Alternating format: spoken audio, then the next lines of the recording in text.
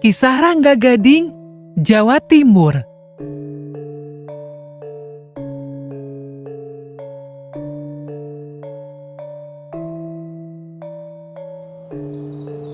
Halo teman-teman, kita bertemu kembali. Kali ini kita akan mendengarkan cerita tentang Rangga Gading, seorang pemuda yang sakti mandraguna, namun memiliki kelakuan yang nakal. Oh iya teman-teman, dari kisah Rangga Gading, kita dapat belajar tentang pentingnya bertaubat, belajar dari kesalahan, dan menggunakan kelebihan yang dimiliki untuk melakukan kebaikan dalam hidup. Jadi, mari kita dengarkan ceritanya.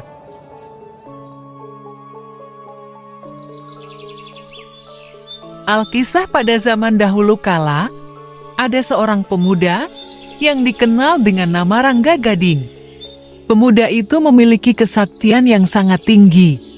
Namun kesaktian mandraguna itu tak menggunakan kesaktiannya untuk hal yang baik, melainkan justru untuk mencuri.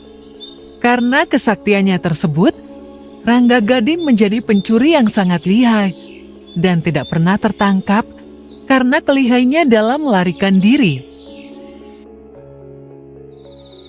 Apalagi saat melarikan diri, ia mampu memanfaatkan kesaktiannya untuk berubah menjadi apapun yang dia inginkan. Bahkan ia bisa menjelma menjadi apapun seperti binatang, pohon, batu, atau air. Di suatu waktu, ia mempunyai ide jahil untuk mencuri kerbau. Selain mencuri, dia juga ingin pamer kesaktiannya, sehingga ia mencuri di siang hari, dan aksi pencurian pun berhasil dilakukan. Setelah beberapa saat, warga kampung mulai merasa bahwa ada kerbau yang hilang. Warga secara ramai mencari kerbau-kerbau yang hilang itu karena mereka curiga kerbau itu dicuri. Ketika melihat warga yang kebingungan saat mencari kerbau, hal itu membuat Rangga Gading bahagia karena ia berhasil mengelabui penduduk desa. Tapi ternyata Rangga Gading masih belum puas dengan hal itu dan mulai merancang kejahilan lain untuk para penduduk desa. Dengan kesaktiannya, Rangga Gading mengelabui para warga dengan cara mengubah telapak kaki kerbau menjadi terbalik, sehingga jejak yang ditinggalkan kerbau-kerbau itu berlawanan arah. Warga yang tidak mengetahui tipu daya Rangga Gading mengikuti jejak itu dan tertipu. Mereka justru semakin jauh dari para kerbau yang dicuri Rangga Gading. Lama-kelamaan para warga mulai menyerah mencari kerbau-kerbau itu, dan mereka tahu pada akhirnya kerbau itu akan dijual di pasar hewan. Akhirnya mereka memutuskan untuk menangkap pencuri di pasar, karena mereka hafal ciri khas kerbau-kerbau yang hilang itu. Dan juga mereka beranggapan Rangga Gading akan menjual kerbau itu di sana. Tetapi niat meringkus Rangga Gading gagal, karena Rangga Gading tidak mau kalah dengan siasat para warga mengubah warna kerbau-kerbau itu menjadi putih, dan bahkan bukan hanya kulit, tanduk-tanduk kerbau pun diubah, agar para warga tak mampu mengidentifikasi di mana kerbau mereka. Dengan demikian, berhasillah Rangga Gading mengelabui para warga dan terbebas dari amukan warga. Beberapa minggu berlalu, uang yang ia dapat dari menjual kerbau mulai habis, dan seakan semesta mendukungnya dengan tiba-tiba, dia mendengar kabar bahwa ada daerah di mana daerah itu dikeramatkan, karena mungkin mengandung emas yang jumlahnya sangat banyak. Karena konon tanah itu mengandung emas, sehingga lahan tersebut dijaga ketat oleh pengawal negara dan para tetua kampung agar tidak diganggu. Karena tergiur akan harta, Rangga Gading justru tidak takut dengan para penjaga, dan ia yakin mampu mencuri harta itu. Ia pun memulai aksinya dengan cara ia menaiki pohon kelapa.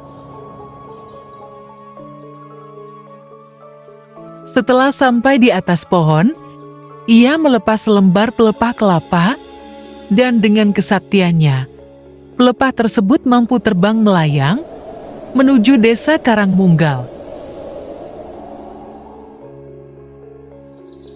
Setelah tiba di desa, ia menggunakan kesaktiannya untuk berubah menjadi seekor kucing agar mampu melewati penjaga-penjaga dan juga mengelabui para tetua-tetua desa. Karena hanya dianggap kucing biasa, para penjaga pun berhasil tertipu oleh siasat Rangga Gading. Karena telah merasa aman, kucing jelmaan Rangga Gading langsung menggaruk-garuk tanah di mana emas itu berada. Kucing itu terus menggaruk emas-emas itu dengan tenang. Kemudian emas-emas itu mulai ia simpan di karung ajaib, ciptaan Rangga Gading yang memang sudah dia siapkan sebelumnya. Setelah karungnya terisi penuh, Rangga Gading segera kembali berjalan keluar dengan wujud kucingnya, dan kemudian kabur menggunakan pelepah yang sama untuk menuju ke kampung tempat persembunyiannya. Di tengah perjalanan, Rangga Gading memutuskan untuk beristirahat sekaligus untuk mengecek hasil curiannya. Di tempat yang sepi, ia membuka hasil curiannya. Lalu ia mengambil segenggam emas dan tertawa terbahak-bahak karena telah mendapat emas yang begitu banyak dan mampu mengelabui para warga. Ia merasa menang dan mulai menjadi sombong. Karena merasa aman, dia mulai membersihkan diri, dan sebelum membersihkan diri, ia menggantungkan kantung emas itu pada sebuah pohon. Karena terlalu congkak, Rangga Gading mulai tidak siaga, sampai-sampai dia tidak mengetahui bahwa gerak-geriknya diawasi oleh seorang kakek sakti. Karena telah mengawasi Rangga Gading, sang kakak pun mengetahui apa yang telah Rangga Gading lakukan, dan sang kakak menyayangkan apa yang dilakukan Rangga Gading, karena dia tidak memanfaatkan kesaktiannya untuk hal baik, namun malah untuk hal-hal yang merugikan orang lain. Oleh sebab itu, sang kakak berniat mengubah Rangga Gading menjadi sosok yang lebih baik. Dan sang kakak pun mendekati telaga tempat Rangga Gading mandi. Rangga Gading pun terkejut dengan kedatangan seorang kakek, apalagi wajahnya bercahaya dan menggunakan sorban, serta jubah putih menandakan seorang yang tinggi ilmunya. Hai Rangga Gading, kenapa engkau mencuri? Apa kau tidak tahu bahwa tindakan itu tercela? Kata kakek sakti. Itu bukan urusanmu, hai kakak tua. Terlebih siapa kau ini? Dan bagaimana kau bisa mengetahui namaku? Dan apa dasarmu menanyakan hal itu kepadaku? Aku ini sangat sakti loh, jawab Rangga Gading dengan sombongnya. Justru karena aku mengetahui kau memiliki kesaktian yang tinggi, kata si kakek sakti. Lebih baik kau pergi atau aku akan Sebelum menyelesaikan kalimatnya, tiba-tiba Rangga Gading jatuh terkulai ke tanah. Tubuhnya terasa lemas tak bertenaga. Tahulah ia bahwa kakek sakti itu yang membuatnya begitu. Ah, kenapa tubuhku ini? Ampun, ampuni aku. Rangga Gading berkata memalas. Badanku terasa lemas dan sakit sekali. Tolong hentikan, aku akan bertaubat dan menjadi muridmu yang baik. dan melakukan tindakan baik. Rangga Gading memohon ampun. Bagus nak, aku akan melepaskanmu dan memegang janji yang telah kau buat. Sang kakek itu pun menghentikan mantranya. Perlahan tubuh Rangga Gading kembali segar dan ia merasa bahwa tubuhnya telah pulih. Setelah itu, Rangga Gading mengikuti sang kakek ke pondok perguruan untuk menimba ilmu dari sang kakek dan untuk mengetahui bagaimana cara memanfaatkan ilmu kesaktiannya untuk hal-hal baik. Hari-hari di pondok telah berlalu dan ilmu Rangga Gading semakin tinggi. Namun bukan kesombongan yang timbul, namun justru rasa rendah hati dan rela menolong yang muncul seiring semakin saktinya Rangga Gading.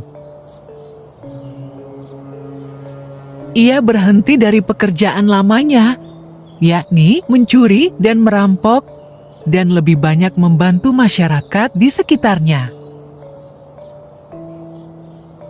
Kakak Sakti pun merasa puas dan sangat senang dari perubahan sifat yang dialami Rangga Gading. Karena sangat merasa puas, timbullah rasa percaya. Bahkan sang kakek menitipkan perguruan yang ia miliki untuk dipimpin Rangga Gading ketika ia telah meninggal. Rangga Gading pun menerima tanggung jawab itu. Tak lama kemudian, sang kakek sakti wafat. Rangga Gading pun memimpin perguruan dengan amanah. Murid-muridnya semakin banyak, dan perguruan tersebut semakin terkenal di mana-mana. Nama Rangga Gading pun dikenal sebagai orang sakti yang baik hati. Meskipun awalnya Rangga Gading menggunakan kesaktiannya untuk melakukan kejahatan, dia akhirnya mendapat bimbingan dari seorang kakek sakti yang membuatnya bertaubat dan berubah menjadi pribadi yang baik. Hal ini menunjukkan bahwa kebaikan selalu mendapat balasan, bahkan dalam bentuk kesempatan untuk berubah menjadi lebih baik. Meskipun telah melakukan kesalahan, Rangga Gading belajar dari pengalaman buruknya dan mengubah perilakunya. Dia memanfaatkan kesaktiannya untuk kebaikan dan menjadi sosok yang membantu orang lain. Setiap orang pantas mendapat kesempatan kedua. Meskipun awalnya Rangga Gading melakukan perbuatan buruk, dia diberi kesempatan untuk memperbaiki diri dan mengubah hidupnya menjadi lebih baik.